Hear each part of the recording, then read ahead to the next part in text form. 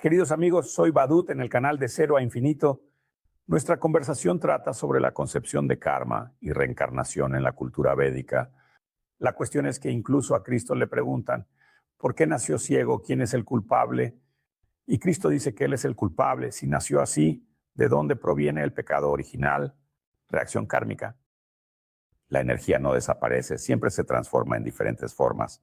Por eso el alma como energía y la conciencia como energía existen eternamente. Esto también lo han determinado los físicos cuánticos y hay muchas teorías, el biocentrismo, la física cuántica, etcétera, que en principio dicen que la conciencia puede existir separada del cuerpo. La información puede estar en Internet y el cuerpo es como un USB que transporta conciencia. Necesitamos un cuerpo. Por supuesto, cuando se trata de cómo esta conciencia se va a realizar, necesitamos un cuerpo, órganos sensoriales, y entonces la conciencia llena el cuerpo, desarrollándose gradualmente junto con él. Se podría decir que, de alguna manera, se está mejorando. La mente, los sentidos, el cuerpo, adquiriendo información, conocimiento y convirtiéndolo en experiencia. Así, el ser vivo se desarrolla, pero por sí misma es capaz de existir sin un cuerpo físico. Por lo tanto, cuando el alma deja el cuerpo, viaja con una prana muy sutil que se llama Udana Prana y se encuentra aquí, en la zona de nuestro corazón. En términos generales, entendemos que este estado sutil de existencia se llama reencarnación, cuando el alma, como un programa de computadora, se regraba en una nueva memoria USB, en un nuevo cuerpo. Y poco a poco, este nuevo cuerpo pasa por 4 etapas: nacimiento, crecimiento, decrepitud y muerte. Y al final, sabemos que la vida material es una experiencia acumulada de vidas pasadas. Pero localizada para este acto de nuestra serie, nuestro juego, como cuando vemos series, el mismo héroe pasa por muchos eventos diferentes. Y también nuestra vida es como una serie, un reality show en el que estamos actuando. Por eso algunos incluso dicen, toma la vida como un juego y te será más fácil. Hasta cierto punto esto es comprensible, pero el juego tiene sus propias leyes y también condiciones. Sí, como el héroe de una serie, al principio vive en paz, de manera hermosa, todo le va bien, tiene metas, tareas, un gran campo, una casa, hijos. Luego de repente comienza la guerra, luego empieza algún tipo de privación, sufrimiento, y él pasa por un camino determinado, y esto se llama el camino del héroe. Y en este camino del héroe, por lo general, lo esperan dificultades que debe resolver. Y si el héroe comienza a huir de las dificultades, escondiendo la cabeza como un avestruz en la arena, esas dificultades no desaparecen. El héroe, por supuesto, puede entender que en este cosmos el tiempo se mueve, los elementos primordiales, y se pueden posponer algunas dificultades, algunas se pueden ralentizar y algunas se pueden aliviar. Y para esto existe la astrología védica, diferentes acciones piadosas, rituales y así sucesivamente. Pero de una forma u otra, estos eventos no podrán hacer que una persona se deshaga completamente de las dificultades o que se quite toda responsabilidad por sus crímenes si ha cometido alguna acción ilegal e incluso si en esta vida se le perdonan con el tiempo. Entonces, hay ciertos crímenes que no tienen plazo de prescripción y hasta atrapan a viejos fascistas de 100 años en algún lugar de Canadá. Demuestran que tuvieron participación personal en alguna acción represiva y los condenan. Ciertos crímenes no tienen plazo de prescripción y hasta atrapan a viejos fascistas de 100 años en algún lugar de Canadá. Demuestran que tuvieron participación personal en alguna acción represiva y los condenan.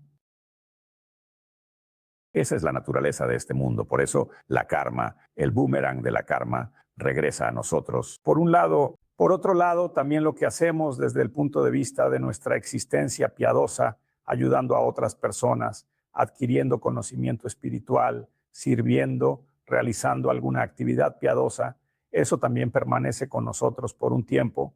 Pero existe la karma eterna del alma, lo que nos conecta directamente en nuestras relaciones personales con Dios.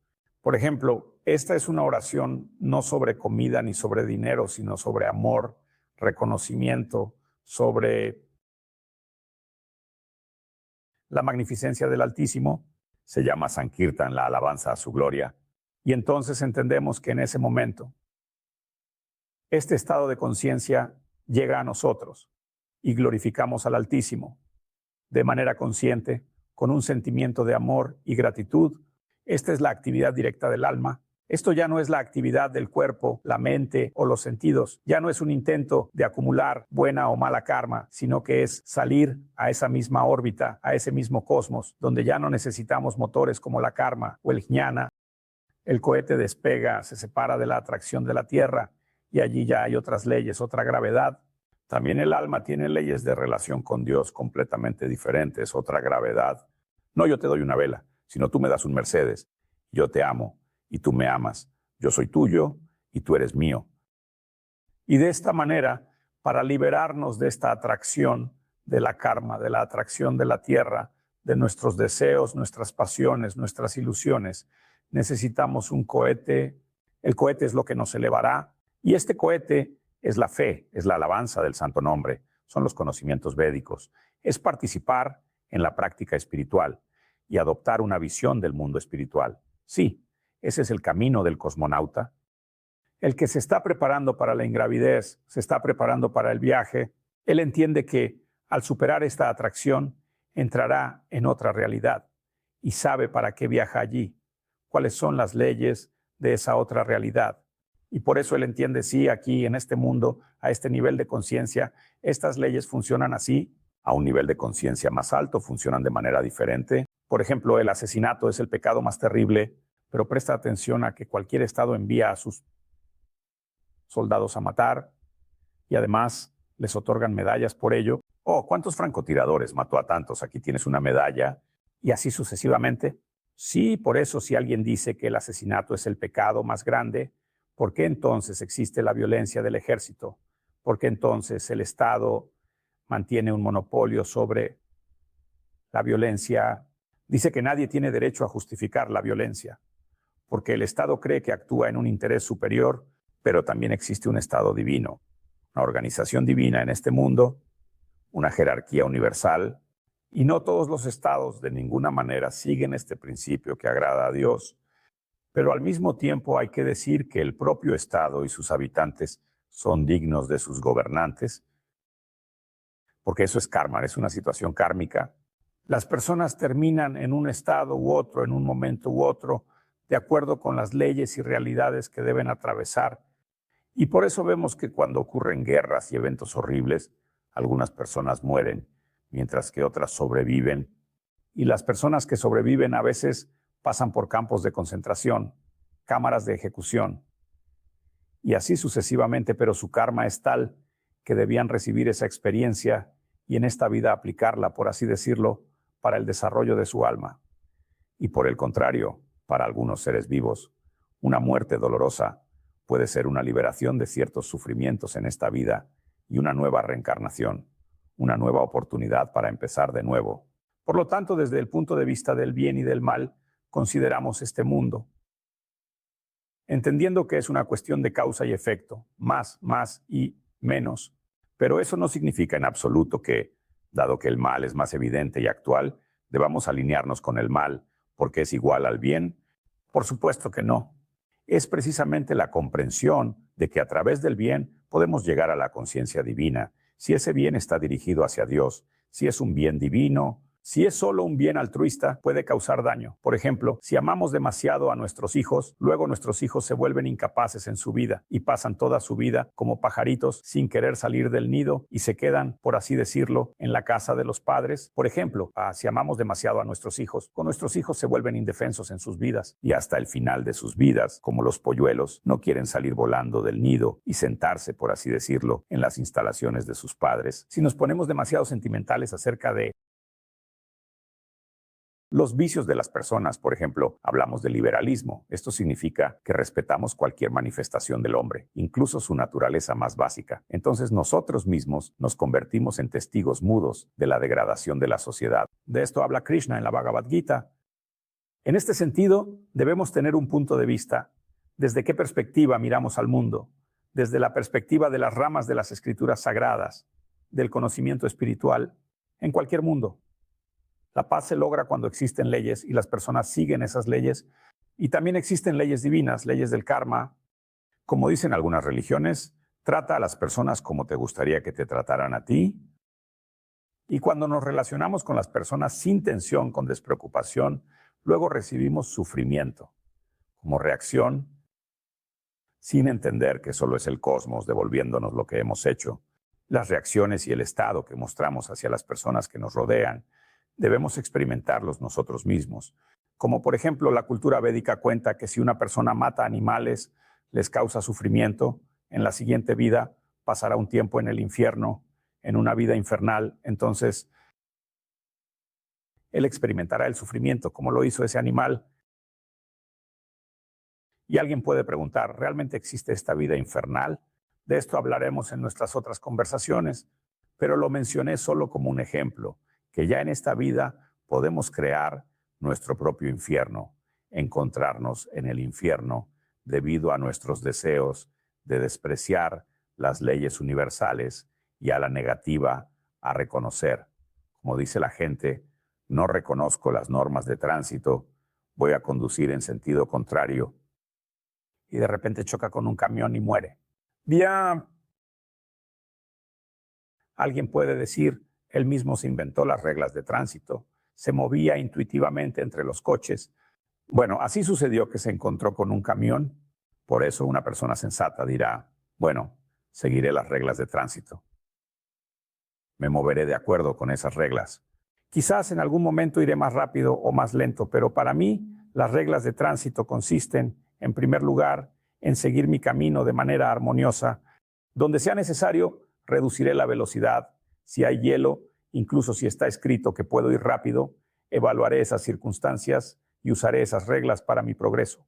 Por lo tanto, no se debe pensar que las reglas son una simple y ciega obediencia a ciertas leyes. Esto más bien es la comprensión de los principios. Como la música, sí, se pueden estudiar las notas, pero se puede tocar de manera espontánea cuando en tu corazón se despierta el principio musical interno.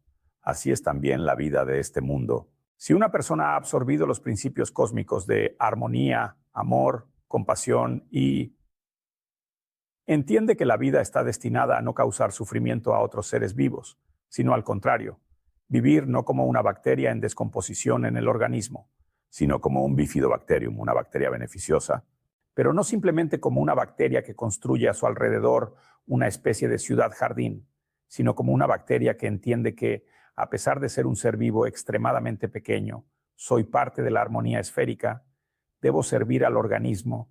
El organismo puede existir sin mí, yo no puedo existir sin el organismo. Pasar a ser realmente una especie de bacteria en descomposición, dolorosa, verdaderamente no es un logro del más alto plano de existencia.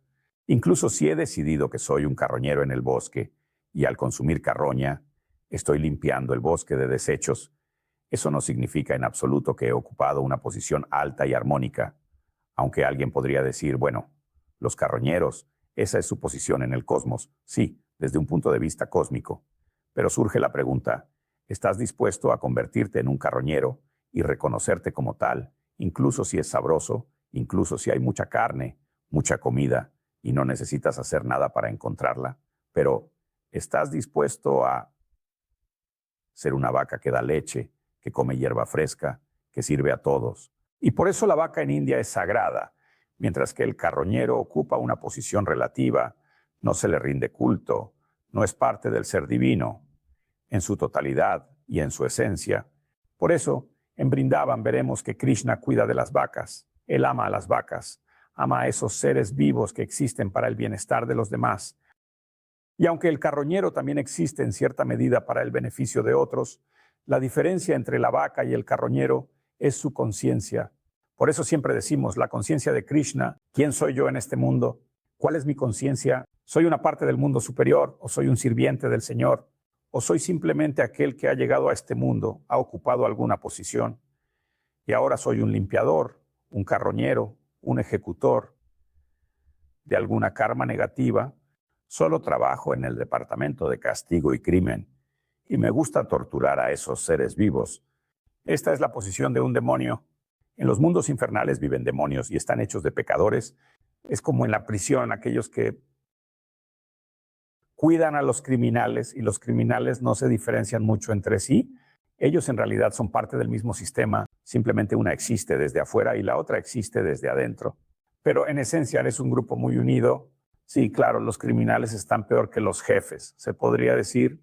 Los jefes viven bien e incluso tienen algo fuera de la prisión, pero de una forma u otra son dos caras de la misma existencia y solo se diferencian en que los criminales llegaron allí por karma, mientras que los jefes, de alguna manera, cumplen con un deber superior y ya está la comprensión de que uno cumple con su deber y recibe condiciones más favorables para existir, mientras que el otro llegó allí porque no cumplió con su deber o lo violó.